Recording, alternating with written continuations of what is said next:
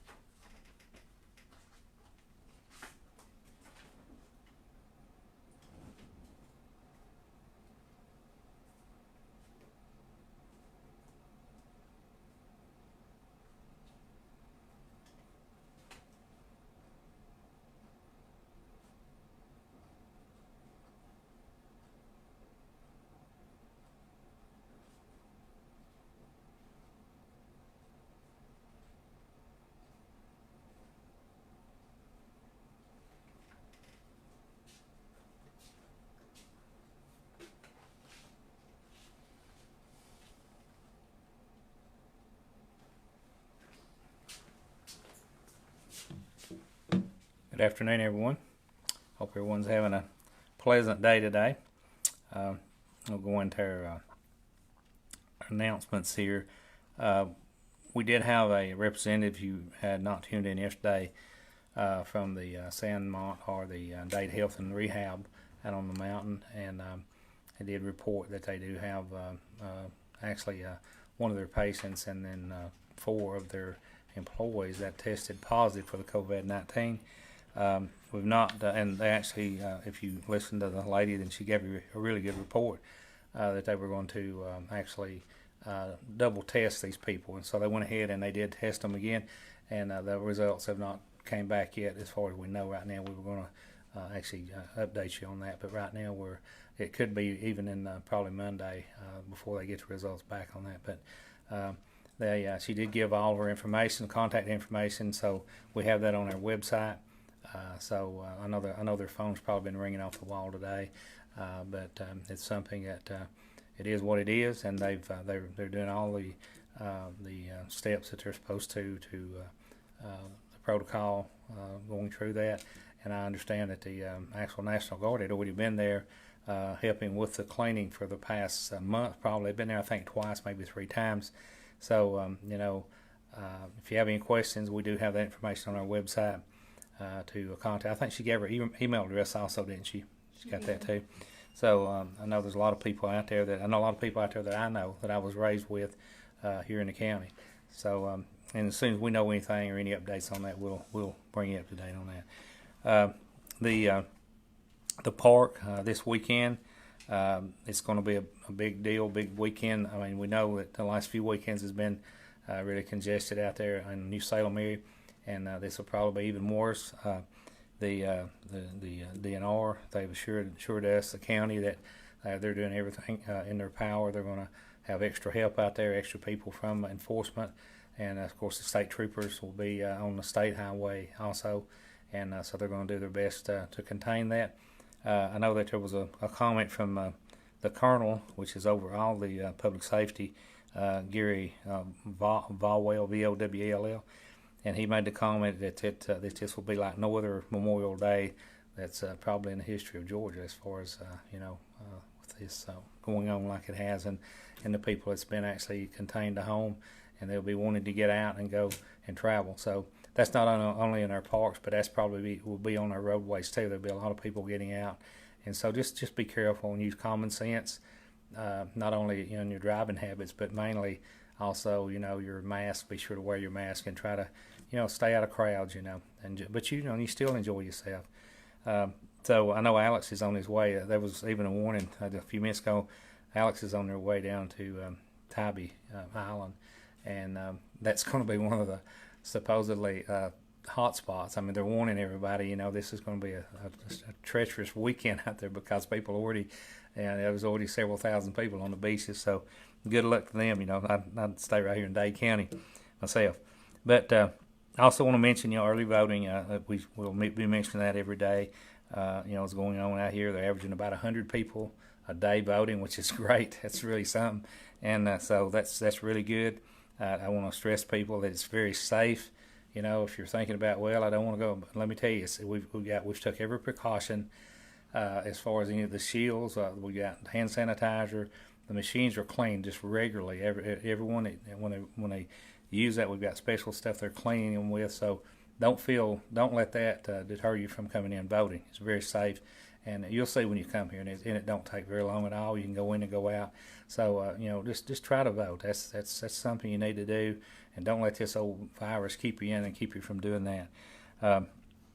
Today or this week is Emergency Medical Service Appreciation Week, as we mentioned, and we appreciate all those people that out there, that is doing their job, and if you see any of those people out there, your MS people, just tell them you appreciate them, tell them you thank them, because especially during the crisis like we're going through right now, it's a trying job, but it's a dangerous job now, because with this happening, they're putting their livelihood, their life right there on the line. But we do appreciate all those people. I want to mention too, we're going to be closed Monday, all state offices and federal offices too, for Memorial Day. That's May the 25th, and our testing downstairs. That's something if you don't have any excuse at all now to be tested. I mean, there's no reason if you really and you don't have to show any kind of signs or symptoms. Going back to what I said about the nursing home, 4 of those people that tested positive, and they tested with a swab test. They did not have any symptoms at all, whatsoever, but yet they tested positive. And there was one, I think, the patient that did have some signs, so you don't really have to have signs at all to come down here and be tested. Actually, I was swabbed just a little while ago. Most all this floor right here that we work on went down today, and we're going through that just a precaution to to set your mind at ease whether you got it or not, because you can actually have it or be carrier and not even know it, not even have the symptoms evidently from what they're showing now. They're doing it Monday through Thursday, 1 to 4. Fridays 9 to 1. So she's already finished up today, but they'll be back in the morning at 9 o'clock. So if you don't get up in the morning, go maybe get you some breakfast or whatever. 9 to 12. So then they'll be right back on Tuesday, because everything is closed down Monday, but they'll start back on their schedule on Tuesday from 1 to 4. So there's no reason, and it don't cost anything. It's free. You don't even have to get out of your car, So and they you don't really have to have an appointment, but I did, it would be better if you did call, I think, and maybe give them some information and let them know you're coming, because they're setting up outside, but on a gloomy day like this, rain, they had to move back inside. So, but the number, if you want to call for information, 657-4213, That's 706-657-4213. And so you don't really have an excuse. If you want to be tested, it's free. It just takes just a few minutes, and really it don't hurt. I was dreading it, I really was, but it kind of made my eyes water a little bit. But it doesn't hurt like you would think, because they do have to go pretty deep with the swab. Lawson Medical, on the other hand, and this is another person that's going overboard here, because she's even open on Saturday and Sunday. But their number is 657-3200. That's area code 706. And they do the blood draw, so it's different. They're testing for your antibodies to see if you've had it, possibly. And her hours are Monday through Thursday, and she comes in at 5 and in the evening now, all the way through 9 o'clock. And so if you come in from work, you can go over there. Saturday and Sunday, she's open from 8 to 6. So, even if you work and you come in, you've still got, on the weekends and even after church, if you want to go over. Her number is 706-657-3200. That's 657-3200.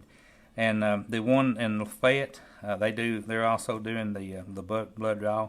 If you happen to be over there, it's 706-620-0200.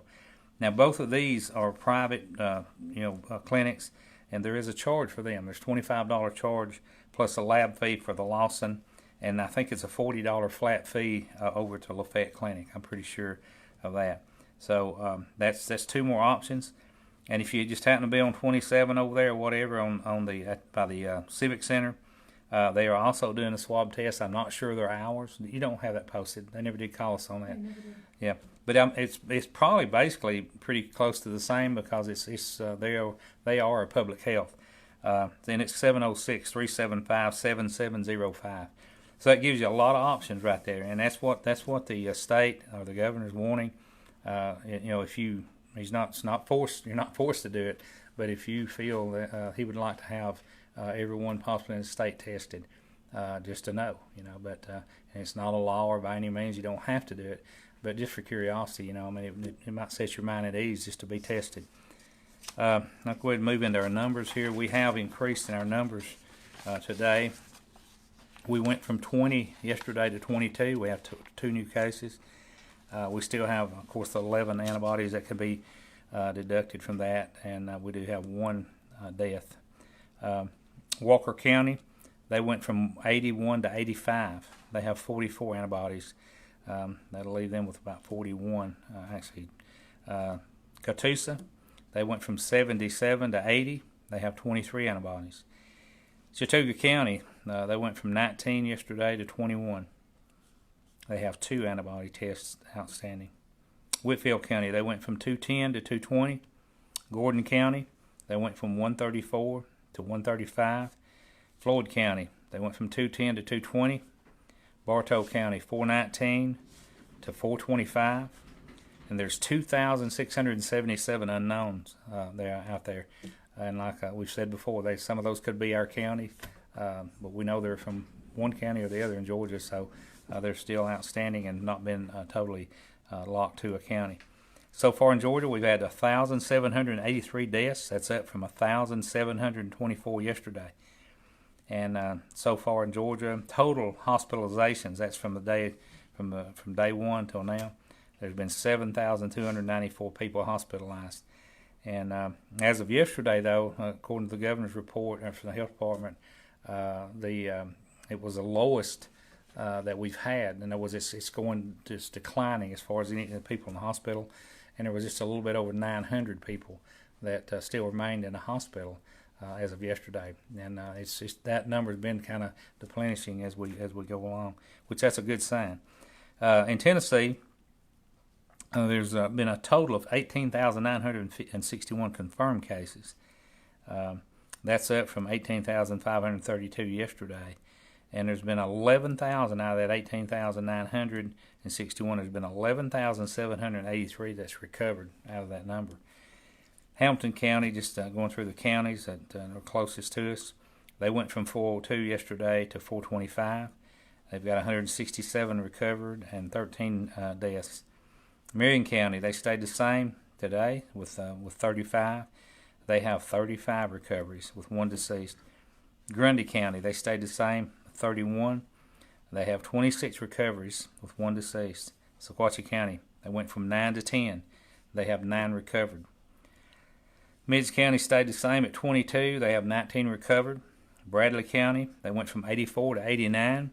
They have 70 recovered, and 1 deceased. Total deaths in Tennessee is 313. That's up from 309 yesterday. And it's a big difference there. Georgia, we've got 1,783 deaths total, and Tennessee's total is 313. Moving to Alabama, we have Jackson County, which is one of our local adjoining counties here. They went from 66 to 69. DeKalb County, they went from 206 to 209. And, that's the numbers keep climbing, keep gradually going up, and then they'll level off and they keep going up. But overall, if you look at the graph, and looking at the hospitalizations, and actually Tennessee, you can really look at because of the recovery rates. And if we had true numbers on the recovery rates, I think we actually are kind of starting the curve down. So that's really a good sign. And our numbers will probably continue to go up some because of the testing. I mean, not just our county. They're doing this in every county. Every county in the state have really opened up wide open with this free testing. And so and some of the counties, I've seen some of the pictures. They're lined up every day. I mean, they're going through some of the larger counties. Here, it's pretty streamlined. You don't even have to wait. So we encourage you to try to get tested properly. Carey, you want to come up and give us an update?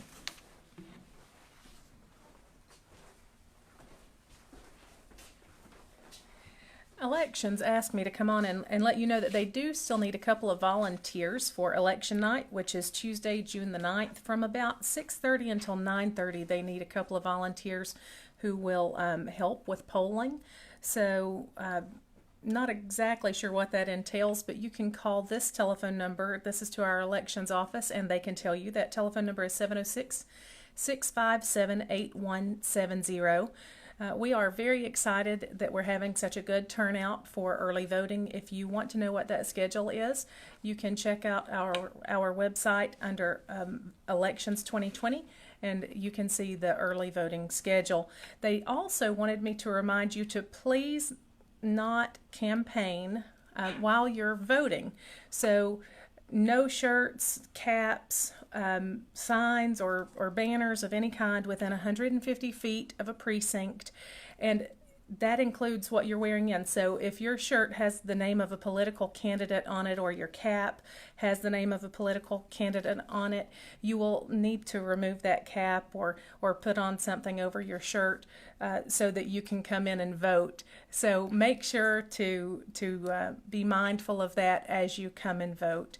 Again, the telephone number to the elections office is 706-657-8170, and one other reminder is that if you do come in and vote, if you have asked for an absentee ballot, you will need to bring that absentee ballot request form or ballot with you and turn it in so you can vote.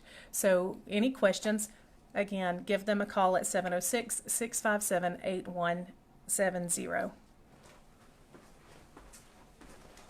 Thank you, Carey. And also, I'll add to that, don't get the actual ballot confused to the actual mail out for your request, because I had 2 people ask me today about that. They thought they were supposed to bring their request, ballot back. You can throw those away. The ballot, if you've actually got a ballot in the mail, a real ballot to vote, and you decide to come in and vote, you can still do that, but you've got to bring that with you. That way you won't vote twice, or won't get confused on it. And you do have up until like 7 or maybe 15 till 7 or 7 o'clock that evening of voting to turn those ballots in. Is that right, Carey? I asked that question the other day. So that's pretty good too. So you've got a long time here that you can vote. You can vote every day practically, and then there's going to be one Saturday involved in it too. But I just appreciate everyone out there. Appreciate everyone watching our little program here, and hope it's informative to you. And as soon as we get another update on the nursing home out on the mountain, we'll get that to you. And also, I'm not sure what day, but we've got actually the CEO of those that owns the nursing homes. I think they have 6 or 7 nursing homes in the tri-state area, and he's agreed to come on and talk to us. and just as always, you can ask him questions just like you can me. So it'll be pretty interesting, and I know there's a lot of people concerned. There's a lot of people, family members that are concerned. Especially, it's been a lockdown like all the nursing homes, so it makes it even more tense and more worrisome because you haven't seen and actually talked to you've talked to him, but maybe on Skype. So we'll keep you up on that, and hopefully he'll be here next week. We got any questions at all? No questions. Okay. All right. If you do have or think about it, my cell phone 667-8999, area code 423. Carey is very easy to get a hold of there online, and just feel free, to get a hold of us. We're here to serve you, and we appreciate everyone. And please be careful this weekend and have a safe weekend on Memorial Day. Thank you.